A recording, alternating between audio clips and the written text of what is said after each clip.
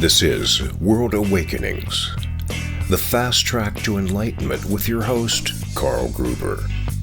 World Awakenings is a podcast dedicated to opening your mind, your heart, and your eyes to the fact that the world's population is now, more than ever, awakening to all things spiritual, metaphysical, and enlightening, and just how they play an all-important role in our daily life. So join Carl on this enlightening experience as he interviews metaphysical and spiritual experts to discuss, debate, and delve deeply into the hows and whys of this worldwide awakening.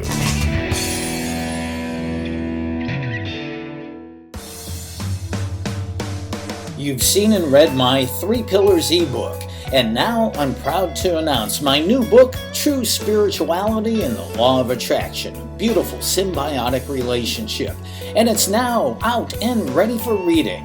This new book of mine is a full-length version of the teachings of the 3 Pillars, and in it I show you how to walk in the integrity of eternal universal laws, in step with the law of attraction to consistently create the life you desire.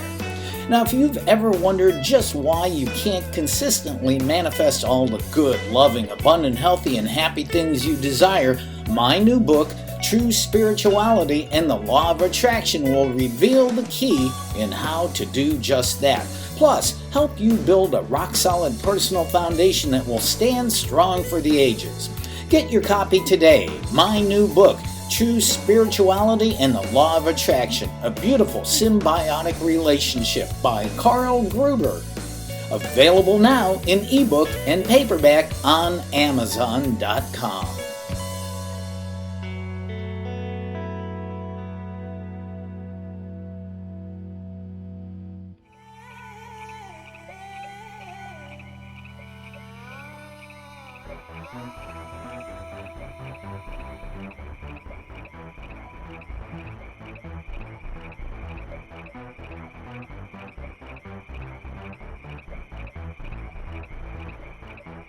Hey, this is the show World Awakenings, the fast track to enlightenment, a show that takes a deep dive in all things spiritual, metaphysical, and enlightening. Clearly, you would not have tuned into the show if you were not already on your own path of discovery and awakening. Now, congratulations, because you arrived at the right place, at the right time, in the right way. And I can say with absolute certainty that our guest today is going to help you along that path of awakening and discovery. But first, I would absolutely love to have you get your free download of my ebook, The 3 Pillars, a simple 3-step process to manifest positive and permanent change in your life. Now, this is a book that will help you to build a rock-solid personal foundation for your life so you can live the life you love and love the life you live. And who doesn't want that? So just click the link below in the show notes and get your free copy today. From Australia, our guest is Adrian Emery. Adrian is an author, entrepreneur, business owner, environmentalist, and a keen gardener.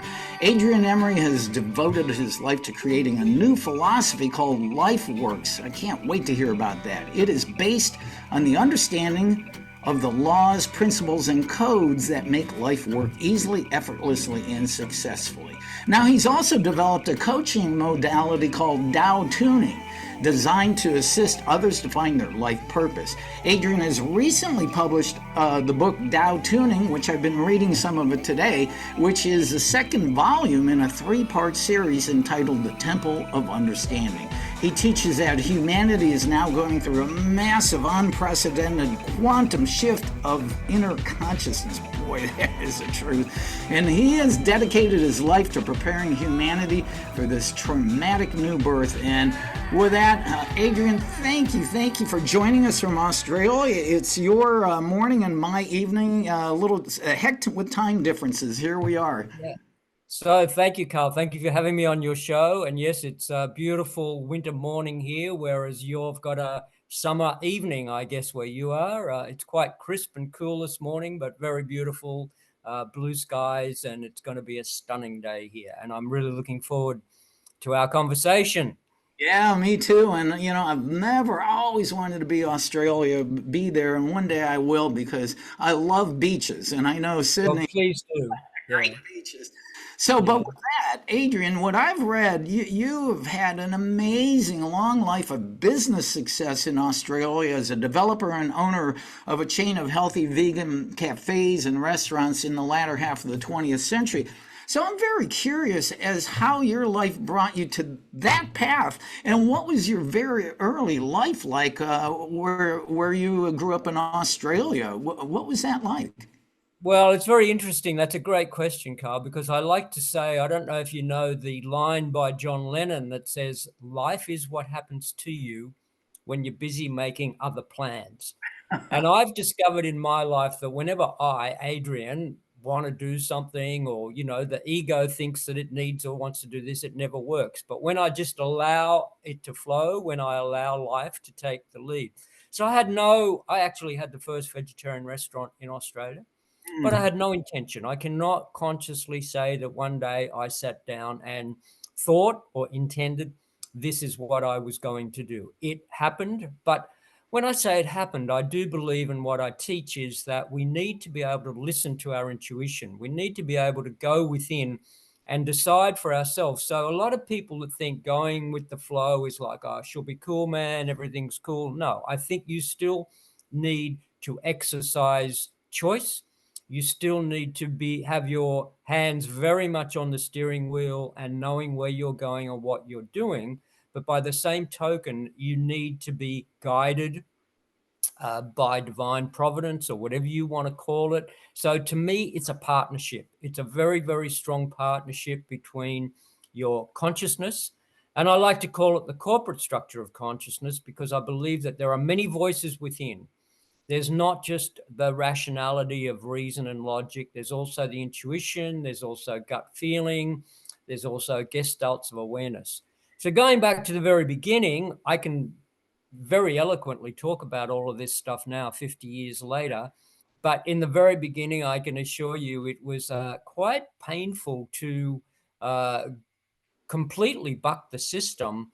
I can remember actually upstairs in my first restaurant, as I was 20 years old, my father sitting on seagrass matting, begging me not to throw my life away by doing this. And yet I was enrolled in the most sophisticated university that I've ever known. I went from the University of Sydney to this very small vegetarian restaurant, but that restaurant taught me so much about life principles and, as I said, working with one's intuition, not just blindly following, but working, developing this partnership, this collaboration.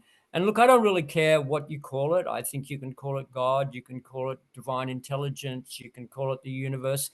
And hopefully we all do have our own personal connection with that almighty being. But to me, it's a partnership.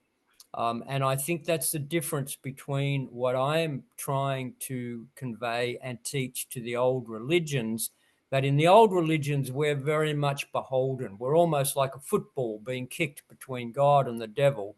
Whereas I believe we have a lot more agency. As you said in your intro, you can create the life of your dreams. You can create a life that you enjoy and enjoy your life. But you need to get up in the morning, you need to awaken, and you need to participate. So it happened. And then once I was on that path, I just knew I had to learn as much as I possibly could. And I've spent the last 50 years learning.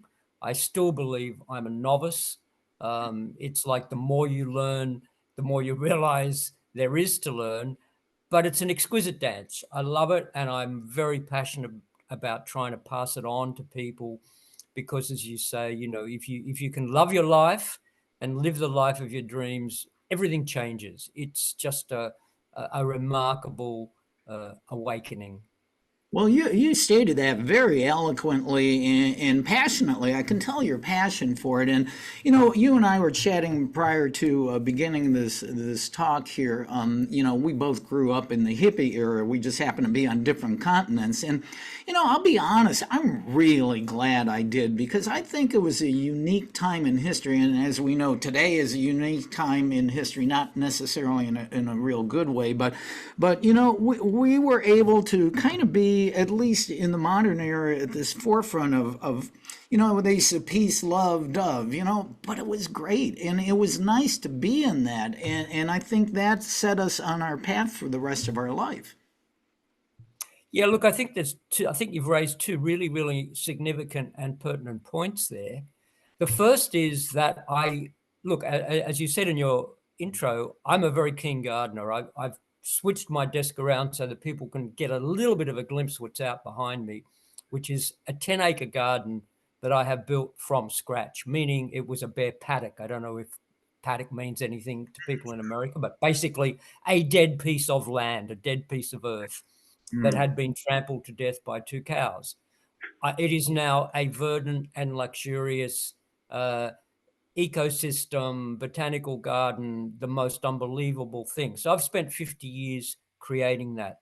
But the point I want to make is that when I started, I used to go for a walk in the bush and find these little plants. Australian natives, you can only transplant when they're about that big, because after that, dig them out, they will die. So I now have 40-meter trees that I transplanted. The point I'm making is that I needed to be able to see the plant that big and know what sort of a tree it was going to become in 40 or 50 years' time. Now, what we all did 50 odd years ago was we planted the seed. That period that you're talking about, that hippie period, planted the seed. And to a certain extent, then it disappeared. And we all wondered what happened to it. It seemed to merge back into the mainstream. But what's happening now, 50 years later, is it is blossoming. And so, yes, this is the next quantum leap, so to speak, that, the 70s was the first quantum leap, and this is the second quantum leap, where those seeds that we planted then are now coming into fruition. But we're going through a very destructive phase, particularly you guys in America right now. I mean, Hollywood could not have scripted a better soap opera than what is going on with your election. So, it's very interesting. But hey, the old has to fall apart, the old has to decay before the new can be planted and reach fruition. So it's a very, very exciting time. But by the same token, I think that it's a very unnerving time for people who don't really understand what is going on. So part of my mission is to lead people to a higher perspective. I like to say, if you're on a journey, particularly going on a trek or something, and you get lost, you need to gain some higher perspective. You need to try and find a hill or something or climb a tree so you can get a lay of the land. Now, without getting bogged down in, your debt or the politics or the geopolitics or the wars, we need to be able to look at this from a much higher perspective of the spiritual evolution of humanity. And we are going through that quantum leap. We are going to come out the other side, although it may be quite traumatic. And I believe we will be the 8th species of Homo. I believe that Homo sapiens is pretty much extinct. There have been 7 species of Homo so far. They've all gone. They're all extinct. And that we will become a new species of humanity that will be completely different to what we are today. And I'm calling that a paradigm shift of unprecedented significance. So we might be able to go into that a little later on in the conversation. Yeah, and we definitely will dive more. I love that term quantum leap for mankind. But, you have become quite the philosopher and writer. And I would like to find out if you can give us an idea of what is this thing that you call LifeWorks. Okay, so going back to your point about, when we were all young and in the hippie era, I thought that it's very easy to be a capitalist and it's very easy to be a mystic. But I wanted to be a capitalist mystic or a mystical capitalist. In other words, I wanted to create a spirituality that was pragmatic, that worked. When I was very, very young as a child, I used to look at all of my parents' friends and I just couldn't, not that I wasn't being critical, but life didn't seem to make sense the way we lived it in the Western world, particularly back then. And so I wanted to build a better world. And I knew that in order to be able to do that, For example, if I wanted to build a better car, I needed to know how cars were built. I needed to know how they worked. So I studied everything I could on how life works, meanings, philosophy, cosmology, different ideas, different religions. But none of them really explained. The interesting thing is that in all our education system, and most of us go through almost 20 years of it, we've never had a course called Life 101. We've never sat down anywhere and had people, or there's no, the unbelievable thing about humanity is that we have explored everything from the outer space to nuclear particles, but we haven't explored life. We don't really understand how life works. So I was determined as a very young child even to develop what I am now calling LifeWorks, which is how does life work? Because if you want to implement anything, I mean, the mere fact that you and I can have this conversation continent to continent through a monitor, it's all because science has explored a lot of different understandings in terms of electricity and, computing and, as you were saying, your career is in radio and broadcasting. There's a lot of techniques that are involved in getting us to this point now where we can sit on a Zoom session. So understanding leads humanity to the ability to master a particular area. I believe life is just like that, but we haven't really devoted our intelligence to understanding how life works and therefore the ability to improve our lives. And I think that the new age, for want of a better word, will be where we're putting a lot more time and energy and effort into living successful, healthy, happy, and harmonious lives. So that's why I've called it LifeWorks. Because I think if you go to the very beginning, what do we all want? As you said in your introduction, we all want to live a life that is successful, and that is totally how you define it. I'm not saying what success is, but each person knows what they want to achieve. 2, I think we want to be happy. And 3, we want our lives to flow, meaning we want them to work, to have a functionality. We don't want to keep hitting barriers, obstacles. And I think that's a fairly simple, even simplistic equation for all of us, that's what we want. So that's why I developed this philosophy called LifeWorks. The other part of that is that so many people believe that life doesn't work, that it's a bitch, or that it's, hard, or that it's, somehow a penance that we have to go through in order to achieve salvation somewhere else. I totally disagree with that. I think that life is a joy. I think that life is a blessing. I think that life is a gift, and that we need to learn how to enjoy that gift. As you say, how to have fun, how to enjoy, how to be in the present in every single moment and really optimize the enjoyment of that moment.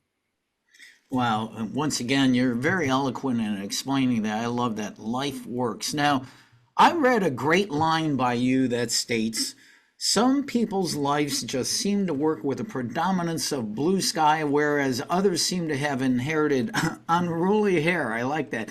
Had inherited unruly hair that will just not obey the law of gravity, but wants to fly off looking for that elusive blue sky. What exactly is your message behind this statement? Exactly that I believe life is a skill.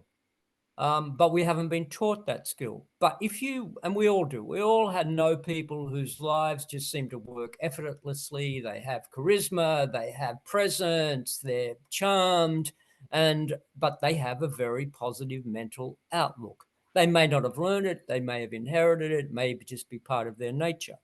I think there are other people that have a fairly pessimistic outlook, always looking for what's wrong, what's not going to work. I mean, them, they're friends of yours, they come, and every time you talk to them, there's another drama, there's something wrong, and they're very critical and myopic. But what I believe is that, the important point is how many blue sky days do you have, and how many bad hairdo days do you have in your life? And the second point is, how do I get from the latter to the former? In other words, my goal is to have as many blue sky days as I possibly can, meaning I want to be in the flow. I want my life. Now, it raises the question, and this is where TaoTuning comes in that the flow is something that is quite popular at the moment in terms of peak experience. So I've got to be climbing a rock wall or, being in a peak athlete or executive mentoring. I call it the zone of flow. I think we need to live our lives in the zone of flow and try and optimize how much time we can. So a friend of mine asked me recently, how much time do I think I spend in flow? And I would say probably 80% of my life I'm spending in flow, because I think that's the goal. To me, that is the spiritual goal, to live in the flow as much as possible, meaning that one is living in harmony with universal law, one is living in harmony with the inner law of one's being, one is living in harmony with the whole of the universe in this state of flow, as opposed to being in it only occasionally in a peak experience. Our lives should be a peak experience. Yeah, and it's interesting. I saw recently a cartoon, and it was basically like in a department store where they have a complaint window, right? And there was two windows though. One was a guy sitting in a window said gratitude above it, and the other one was a window that said complaint, and the line for the complaints was out the door, and the guy in the gratitude line was reading a book because nobody was in that line. But with that note, I'm so glad you brought up the concept of flow, and I know you write about this. I was reading about it in your TaoTuning. You discuss this topic of state of being called flow. Now, as we know, and I know you write about this, I read this book years ago by an amazing professor of Eastern European, I believe, Hungarian. Mihaly Csikszentmihalyi. And he's a professor of positive, I'm not even sure if he's still around. He may be. Positive he is. psychology. Okay. He's a Hungarian. Yeah. Hungarian. He wrote the book Flow. Yeah. Is that Oh, the one you're talking about? Yeah, oh, absolutely. The book Flow Yeah. is phenomenal. And I think for me, being a daily runner for the last 44 years, I think, excuse me, sorry about that. For me, being a runner for the last 44 years, my flow is, many athletes know this. You get out there, and I don't wear earbuds or anything, and I am in the state of flow in the moment. And many athletes, like, I don't know how familiar you are with American basketball, but like when LeBron James is driving down the line, and you don't see, you don't hear the crowd. You're only in the moment. Time falls away because you're absolutely in the flow of your complete passion and purpose. And what a great concept. Yeah. So my argument is that we need to live our lives that way. As you just said, many of us will have either a sport or a craft or an art or be a musician or something, some exercise, some activity. For me, it's gardening, and that's great. And we all need to find that. We all need to find our passion. We all need to find our ikigai. But I want to go beyond that, because unfortunately for most people, they'll come off that run, or they'll put down their musical instrument, or they stop their pottery or whatever, and then they're out of the flow. And they think, oh, I got to go for a run to get into the flow. That's good. That's great. And I learned this from meditation. You can sit, I have meditated every day for the last 50 years, and you can sit and have wonderful experiences of flow in meditation. But then you come out of it and it's like you're back to this humdrum reality again, and you go, so I guess, as I said before, I wanted to transcend that. I don't believe that our spirituality should be divorced from our lives. Our lives should be a living spirituality. We need to live in the state of flow. So if you can think about how you feel maybe 5, 10, 15 minutes into that run, and imagine having that, maybe not every moment of every day. I mean, we are human beings. That's why we're incarnate on the planet to become better people. But I think that we certainly can optimize that flow state in our lives. And that's what the book TaoTuning is all about, is how does one do that? What are the principles? what are the processes, what are the techniques that we need to do in order to bring more flow into our lives. Because then, as I said before, your life will be more successful, you will be happier, you will be more harmonious, meaning that you will injure less and do less trespass on the world, and life just becomes a very beautiful experience. Yeah, and I think that we need to understand that, you don't have to be an athlete to experience flow. I mean, you could be sitting there making a quilt, and another state of flowing for me is when I write, and I'm sure that you're like that. When I'm writing, it just I lose Yeah. sense of time, and it just flows right through me. Well, I think, as you just said, that and the flows right through me. The really important concept that we need to understand is that the ego, or the negative ego, disappears. And that's why we transcend space and time.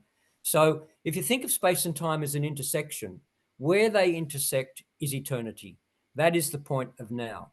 And the only way to enter the flow is to be in the present. That is the key, the absolute key. And so what happens when you're running, or when the master potter is creating a pot, or when the person's doing the quilt, what happens is that we are so focused and so paying attention that, as you just said, everything else disappears. Time and space disappear, and I am totally at that intersection, and I'm in eternity. And in that eternity, there is no time, there is no space, there is just that focused oneness with life, and the flow comes through us. And I was thinking about this the other day, and I thought that to me is the beauty, as I said at the beginning, it's this partnership. It's the partnership between you and life. And so you transcend this limitedness of the negative ego. And I like to use the analogy of a turtle or something, where the negative ego has created this shell around us. And so we're not really relating to reality. We're inside our heads, we're inside our minds. We're always either in the past or the future, or somewhere where we're not now. The grass is always greener syndrome. So most of us, and I like to say, like every device has an IP address, we also have an IP address, but it's our inner personal address, like our residential address. And by that, I mean is, where do you reside? Where do you spend most of your time? Going back to your two windows, is it waiting in the line to complain, to whinge, to bitch? Or is it being grateful? Where do you actually live? What is your default settings? Every device has default settings. We all have default settings where we go back to when we, lose consciousness, and we go back to, being the grumpy old man or whatever it is. So it's very important to maintain this focus of being positive, but gratitude is absolutely the key. Yeah. Being grateful for the immense gift of life and trying to live every single moment. And that's what happens to you when you're in the flow, when you're in that focus, when you're in that passionate state of totally focused on what you are doing. It's like all that stuff just disappears, and you're reborn. You're just alive in the moment. Yeah, that's a beautiful picture, and I love many of your statements, like the zone of flow is a way of life. Unfortunately, it's a way of life almost 100% diametrically opposed to the way modern Western civilization teaches us how to live. So, if that's the case, how can humanity change that right now? Well, that's a really big question, and I'll try and enunciate it as briefly as I can. The first point is to understand what a paradigm is. Now, a paradigm is like a fish in water, or us in air. We don't really know it exists. So a paradigm is a belief system. If we go back to the previous paradigm, before the one we lived in, it was that the world was flat and that the Earth was the center of the universe.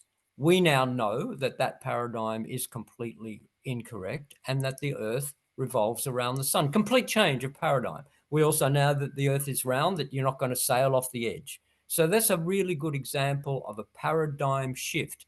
And that had immense implications for humanity, because you then had Christopher Columbus sailing to America, whereas before that, people thought, well, we can't go too far or we're going to fall off the edge of the Earth. So we live within a paradigm that actually started with the Greeks. I call it the atomistic paradigm, which basically was looking for that billiard ball, that building block, that indivisible particle that was the building block of matter. 2,500 years later, what science has actually discovered is that there are no billiard balls. There's actually quantum physics has demonstrated conclusively that these particles are really waves. And that's why waves are so important, that they only have probabilities of occurring in particular places. So the paradigm shift that we are going through at the moment is this change from that atomistic view. And if you think about it from an individual human being, we are very isolated.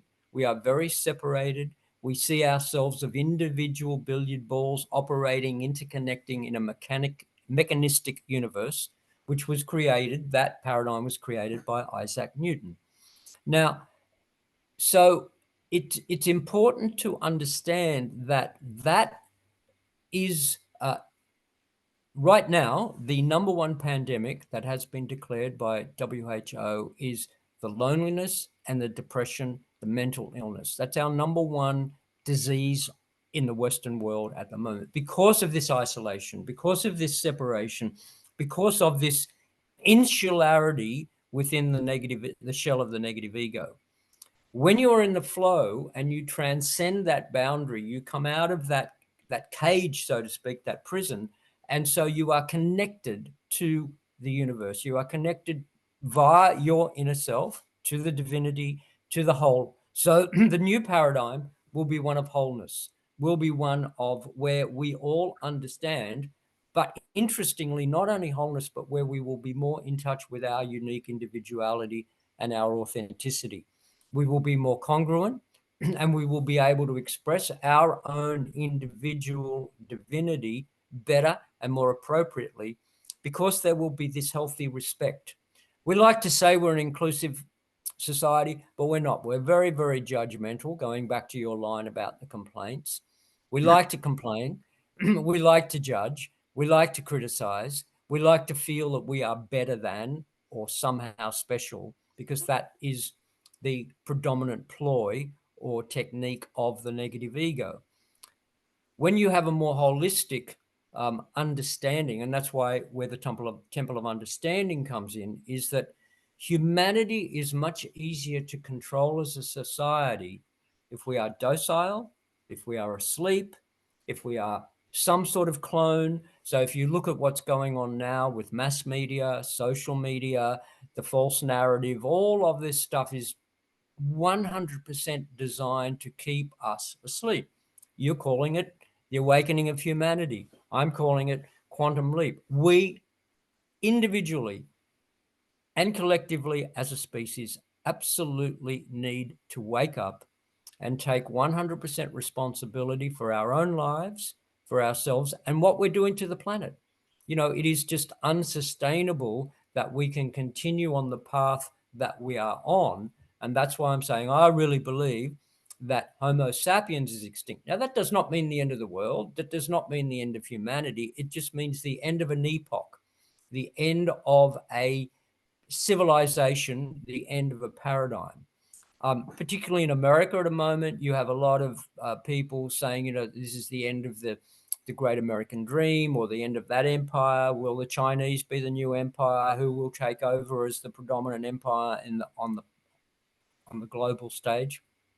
I still think that all of that analysis is too limited.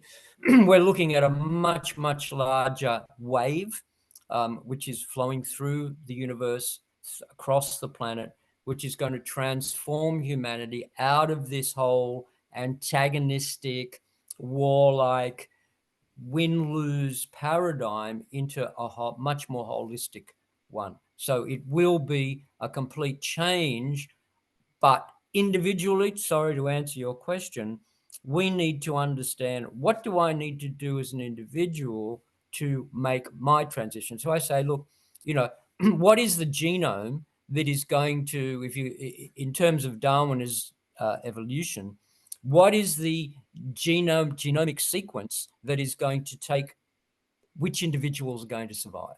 Does that make sense? What do we need to change within our own consciousness to make it into this new paradigm? And there are definite changes, definite techniques, and definite attitudes that need to be changed in order to make it into this new world.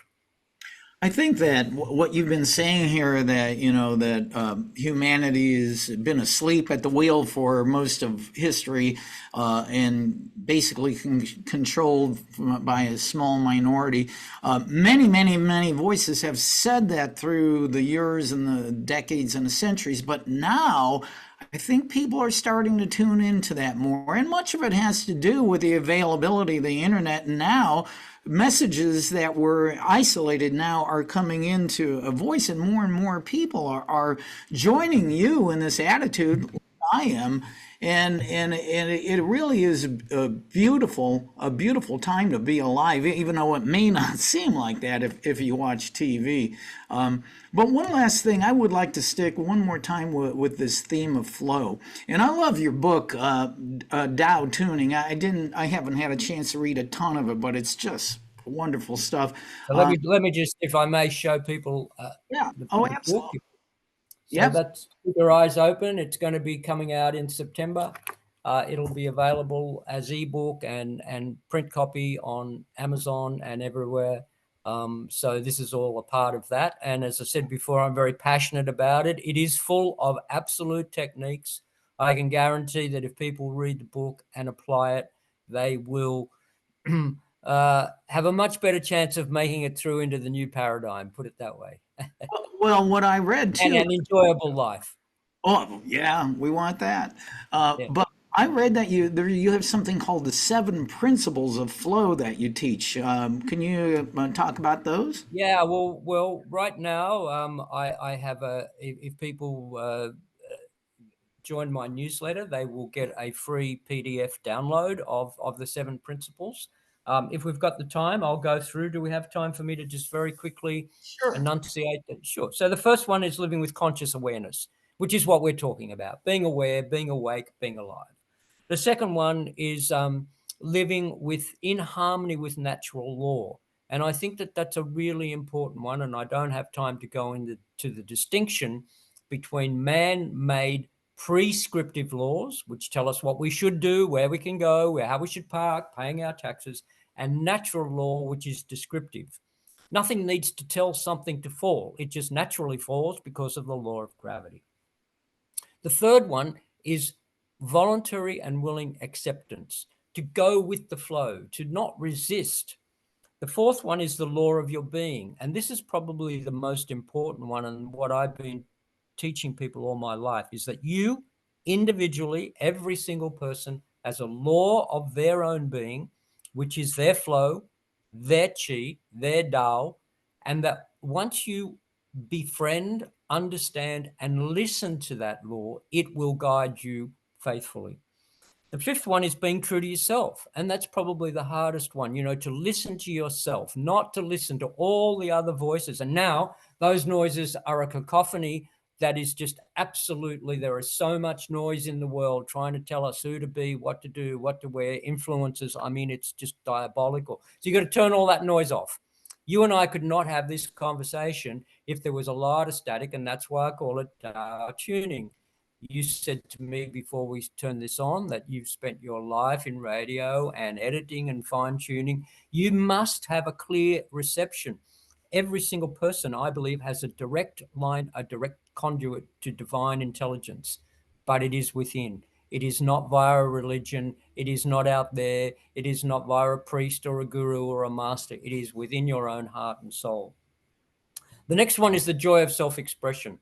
Find out what it is that turns you on.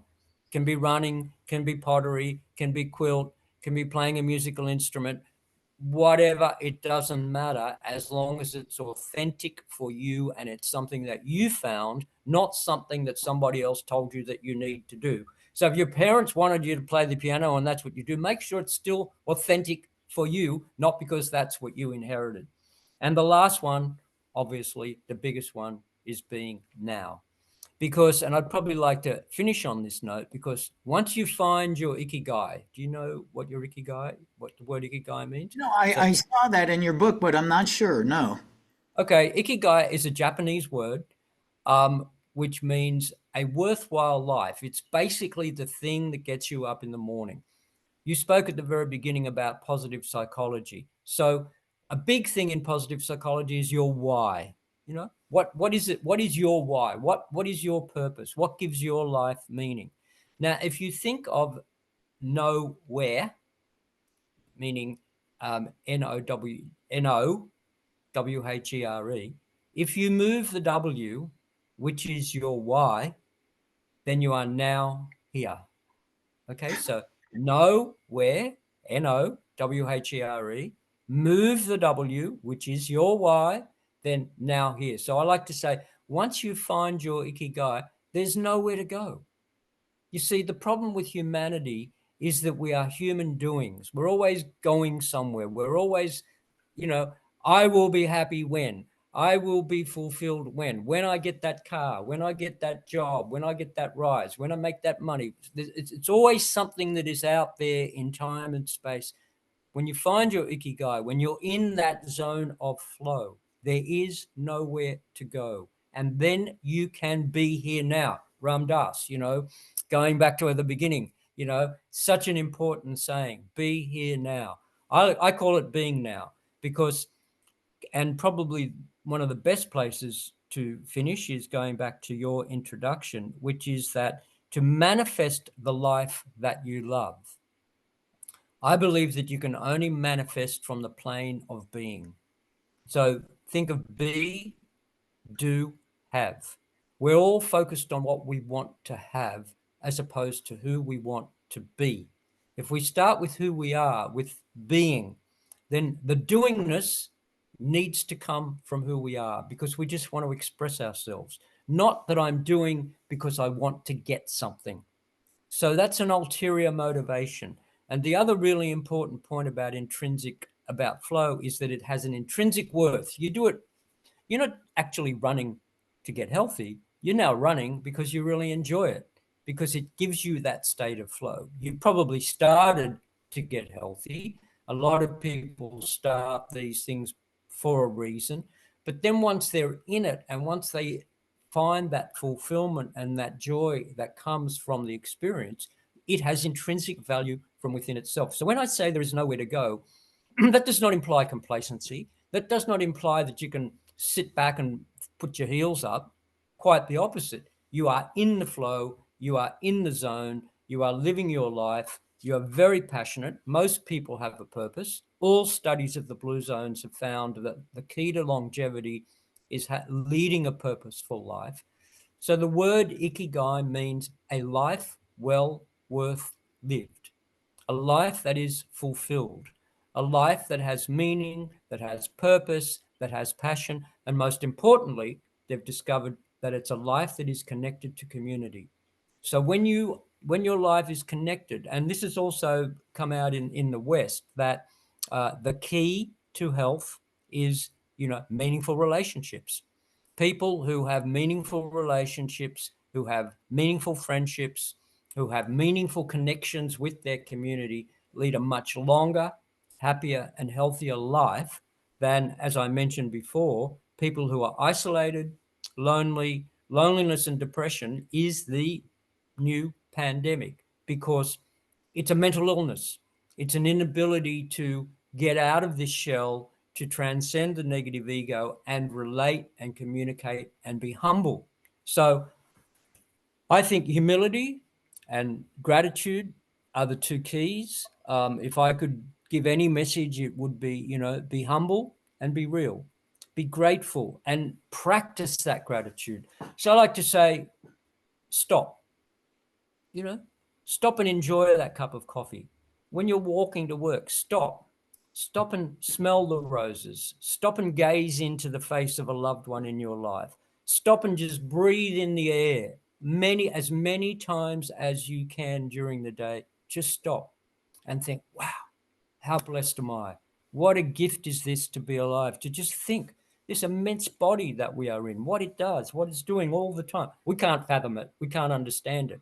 But, life is an absolute joy if you train yourself to appreciate it, to perceive the beauty, which then naturally, spontaneously gives rise to gratitude.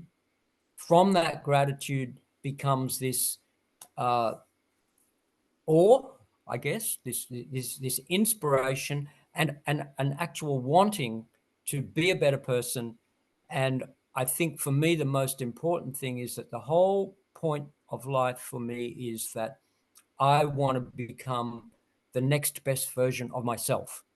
I want to become the next best version of myself talking to you. When we finish this, I want to be the next best version of myself enjoying today. So every day I want to learn to enjoy that day better than I enjoyed yesterday. Not in a myopic, not in a selfish, not in a self-indulgent way, but in a very, very positive and honorable way of becoming a better person. So therefore, I can be a stronger light. I can spread more love, more wisdom, more happiness, more joy, more fun, because you can't give what you haven't got.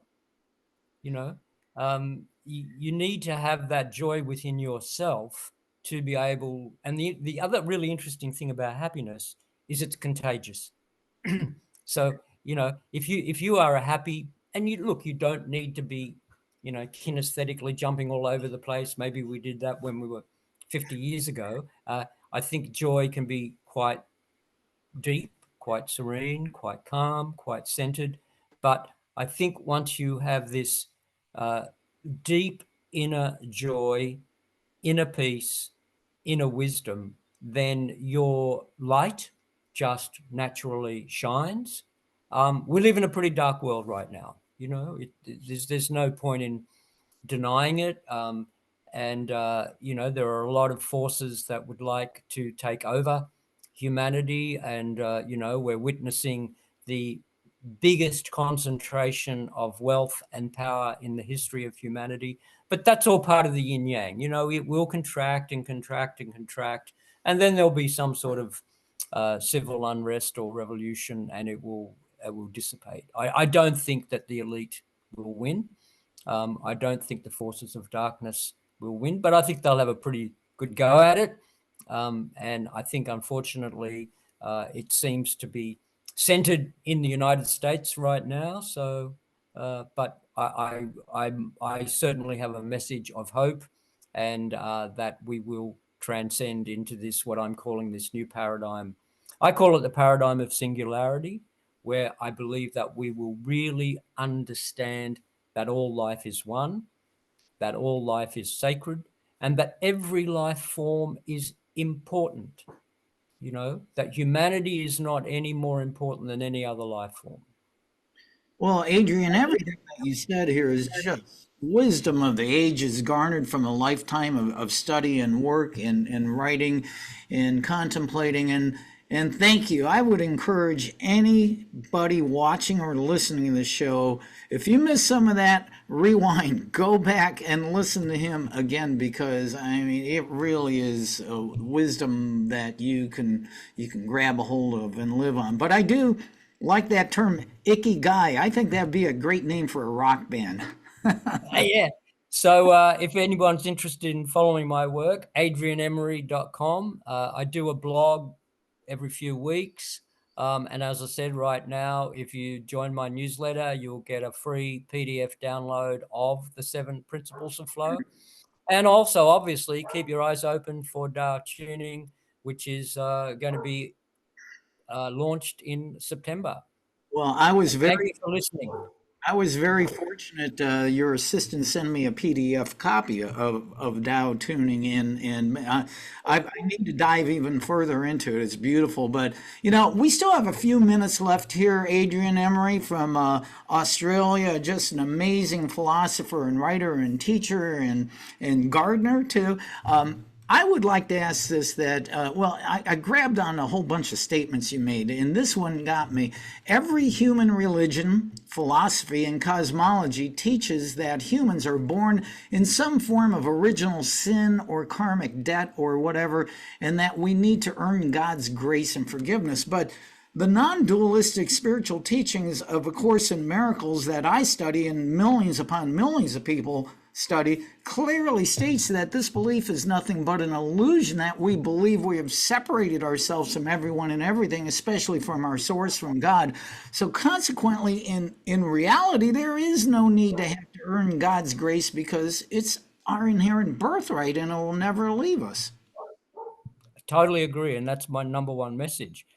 And what I say to people is, look at a newborn baby, look at an infant, maybe, a few 6 months old. We all love babies, and they're incredibly happy. They're incredibly joyous. They're incredibly friendly. I mean, I've made it a practice that I know it's probably not socially correct, but if you're walking through a park and you see a baby in a pram, wave and say hello. I mean, the mothers always freak out a little bit, but you always get the most beautiful smile. So I think it's self-evident. If we were born in original sin and the process of civilization rooted that out of us, no, you look at a child, and a child is absolutely beautiful. An infant is absolutely divine. So I say it is primal innocence. We are born in primal innocence. We are born as God's creatures. We are not born in original sin. This is why I call it the Temple of Understanding. This is and it is a deliberate plot, so to speak, that has been inflicted upon humanity down through the ages to keep us compliant. We are much easier to control if we believe that we are fatally flawed. Because what does that mean? It means it's not about God's grace. It means you've got to go to the church. And going back to what I was talking about in terms of the paradigm shift, we need to understand that the paradigm before the one that we lived in now, in the Middle Ages, was all about plenary indulgences, where the church and the state conspired to make people believe that you had to pay money to have an indulgence so that you didn't need to go to hell. This is all a huge, what can I call it? It's a travesty of justice, And the second part of this, as I mentioned before, is that life on earth is a means to an end, meaning that we need to suffer. We need to earn our salvation. I think it's complete. Life is a blessing. Life is a gift. Life is a joy. We are born pure. We are born innocent. But it's only by breaking through those false beliefs that you can then honor who you are, honor the divinity and the sacredness of who you are as a being. Because what is the end result of that belief of being born in original sin? A, I'm not good enough, right? B, I can't trust myself. I need somebody else to save me, and I need somebody else to tell me what to do. I need a priest or a guru or a master or a state or someone. So it's all, the first book in the Temple of Understanding is called Personal Sovereignty. And in Personal Sovereignty, I go very deeply into the ability to make your own decisions, to become a sovereign being, to know what is right for you, and to honor that truth, to listen to the law of your inner being. But you can only do that if you overcome that misconception or that erroneous belief that, we are somehow fatally flawed. How can we be born in original sin? I mean, the more you think about it, the more preposterous it is. You cannot be born in original sin. It's an absolutely absurd statement and philosophy, yet most religions, East and West, have some form of this story of Adam and Eve, or karmic debt, or the wheel of karma, or that we need to somehow suffer in order to earn salvation in another place and time. And what does that do? It robs the moment of its sanctity. It robs us of the preciousness, of the divinity of the gift. I think it's an insult to God that God has given us two gifts. The first is life. The second is free will choice. And we are using our free will to desecrate the first gift. So going back to what you said at the beginning, you need to learn to discipline yourself to use your free will to optimize the gift of life. Because you can do with your life whatever you want. It's a blank canvas. We all create our own reality. We all create whatever. To me, that's the absolute, it's indescribable, that opportunity and that joy and that blessedness that every single moment. And I think, look, for me, the key, and I talk about this a lot in TaoTuning, the key is that every single morning when you wake up, you have a completely blank canvas to recreate your life. Meaning the past does not have the power to possess you or hold you back. It's your consciousness. Once your consciousness is clear, and once your consciousness is, as I said before, that I want to become a better version of myself each and every moment, but particularly when you wake up in the morning, you've got to what happens when you go to sleep? Your life finishes, it all ends. When you wake up, it's all new. But what happens is the mind immediately steps in and starts thinking about what happened yesterday or what I haven't done or what I've got to do. If you learn to turn that off and go into some form of meditative space straight away, yes, there will be things to do. Yes, we all have to-do lists. Yes, we all have obligations and, loved ones and duties, etc. That's life. That's the joy of life. That's why we're here. But the past does not have to possess us. We should be focused on the present and where we're going and what we're doing, and as I say, optimizing our lives. Well, and everything again you say here is just so much needed to be heard by humanity. And thank you, Adrian. We are going to wind up here a little bit. This has just been a fabulous conversation. We probably should do like another 7 episodes here. But well, I'm always welcome to return. I think it'd be lovely to go into a few of these sections a little deeper. Today, all we've done is really gloss over quite a lot of stuff, and I'd love to, take people deeper if you think it would be worthwhile. Well, Adrian Emery, we're going to have to wind up here. I can tell you were in the flow, and I was enjoying every moment of it, and just incredible information. I want to let the listeners and the viewers know that all of Adrian's contact information, his website, how to get his newsletter, etc., I will have those in the show notes here. And this has just been an amazing conversation. I love what you do, Adrian. And thank you for taking your morning to be here on World Awakenings, Adrian. Thank you so much, brother. Thank you, Carl. Thank you. Really appreciate your gift to humanity as well. This is such an important job to do, to spread some hope and inspiration. And it's wonderful that you can do what you're doing. We all have our roles to play.